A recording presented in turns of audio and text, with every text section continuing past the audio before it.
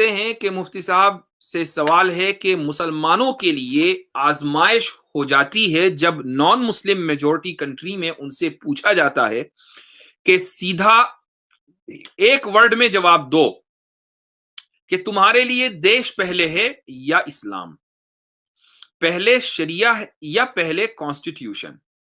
Especially France جیسے ممالک میں حالات اور نازک ہو جاتے ہیں، انہیں کیسے رسپونڈ کریں کہ ایز اے مائنورٹی مسلم کو کوئی فتنے کا اندیشہ نہ ہو۔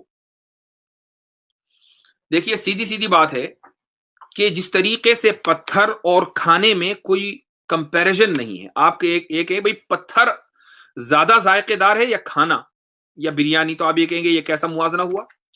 پتھر بھی کوئی کھانے کی چیز ہے، یہ موازنہ ہی غلط ہے کہ دیش پہلے ہے یا اسلام، یہ یا کانسٹیٹیوشن پہلے ہے یا شریعہ، یہ موازنہ ہی غلط ہے۔ جس طریقے سے پتھر اور کھانے کے درمیان جو کمپیریزن ہے وہ غلط ہے، ایسے ہی یہ سوال کرنے والے کے ذہن کے اوپر اس کی عقل پر پتھر پڑے ہوئے ہیں کہ وہ اس طریقے کا سوال کرتا ہے۔ اگر آپ اس کے سوال کو ڈیبنک کر دیں، لیکن بہت سے لوگ اپنی جہالت کی وجہ سے آگے بڑھتے ہیں، کہتے ہیں کہ نہیں، ایسا ہو سکتا ہے کہ آپ کے ملک کا کوئی قانون ہو وہ اسلام کے خلاف ہو، تو اب آپ اسلام پہلے ہے یا ملک پہلے، دیش پہلے ہے، تو آپ کھل کر کہیے کہ اسلام پہلے ہے۔ دیش کے پہلے ہونے کا کوئی مطلب ہی نہیں ہے، کیونکہ دیش ان لوگوں کے نزدیک پہلے ہوتا ہے کہ جو دیش یا ملک کی یا مٹی کی پوجا کرتے ہیں۔ ہمارے نزدیک تو مٹی زمین کے نیچے رندنے والی چیز ہے، پوجا کرنے والی چیز نہیں ہے۔ ہمارا ملک ہمیں عزیز اس لیے ہے کہ وہ ہمارا وطن ہے، جس طریقے سے ہمیں اپنے گھر سے پیار ہوتا ہے، لیکن کیا انسان گھر کو تبدیل نہیں کرتا؟ گھر تبدیل کرتا ہے، ایک گھر سے دوسرے گھر میں چلا جاتا ہے، وہ اپنا گھر ہی نہیں بلکہ شہر تبدیل کرتا ہے، شہر ہی نہیں ملک تبدیل کرتا ہے۔ لیکن اسلام کے تعلق سے یا مذہب کے تعلق سے ایسا نہیں ہوتا کہ آج کوئی سا مذہب ہے کل دوسرا مذہب ہے۔ اکثریت ایسی ہے جو جس مذہب میں پیدا ہوئی اسی مذہب میں مر جاتی ہے، ایک بڑی تعداد ایسی ہے۔ اور اسلام میں تو یہ ہے کہ آپ نے ایک مرتبہ قبول کر لیا تو آپ کو چھوڑنا ہی ہے، تو آپ آئیں نہ آئیں تو پھر جائیں نہ۔ تو اسلام کو ایسا نہیں ہے کہ ایک صبح میں چھوڑ دیا، شام کو اختیار کر لیا، شام میں اختیار کر لیا، صبح میں چھوڑ دیا۔ لیکن دیش، مذہب، دیش، وطن، مکان، شہر، محلہ چاہے جس وقت چھوڑ دیں، کوئی فرق نہیں پڑتا۔ ہمارے لیے علاقہ وہی مقدس ہے، جگہ وہی مقدس ہے کہ جس کی تقدیس کو شریعت نے کہہ دیا ہو کہ مقدس ہے۔ مثال کے طور پر اللہ نے مسجدوں کے بارے میں کہہ دیا کہ وَأَنَّ الْمَسَاجِدَ لِلَّهِ، کہ مسجدیں اللہ کی ہیں، they belong to اللہ۔ تو لہٰذا دنیا میں جتنی بھی مسجدیں ہیں وہ ساری کی ساری مقدس ہو گئی چونکہ وہ اللہ کی ہیں۔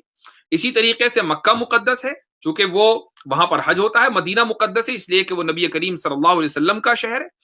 ہمارے لیے بیت المقدس مقدس ہے چونکہ وہ انبیاء کی سرزمین ہے۔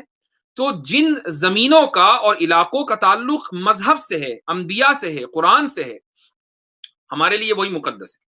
جن زمینوں کا اور علاقوں کا تعلق مذہب سے نہیں ہے تو پھر وہ علاقے ہمارے لیے بالکل ایسے ہی جیسے دنیا کے دوسرے علاقے۔ یعنی ایک انسان اگر انڈیا میں رہتا ہے، ایک انسان اگر انگلینڈ میں رہتا ہے، تو اس کے لیے انگلینڈ اور فرانس کے درمیان کوئی فرق نہیں ہے۔ ایسا نہیں ہے کہ انگلینڈ کی سرزمین اس کے لیے زیادہ فضیلت رکھتی ہو فرانس کی سرزمین کے مقابلے میں، سوائے اس کے کہ انگلینڈ اس کا گھر ہے اور وہ اپنے گھر سے ہر ایک انسان کو محبت اور انسیت ہوتی ہے، بس اتنا ہی ہے۔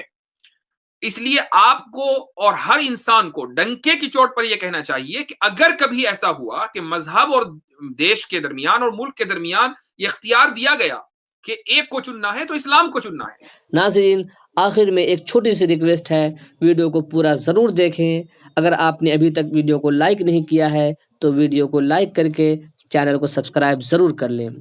دیش کو چننے کا کوئی مطلب ہی نہیں ہے، چونکہ یہ جو پوری زمین ہے اللہ تعالیٰ نے یہ ہمارے لیے اس لیے بنائی ہے کہ ہم چاہے جہاں آباد ہو جائیں۔ اگر ایک ملک کی زمین ہمارے لیے تنگ ہوتی ہے تو ہم دوسرے ملک میں جا کر آباد ہو جائیں۔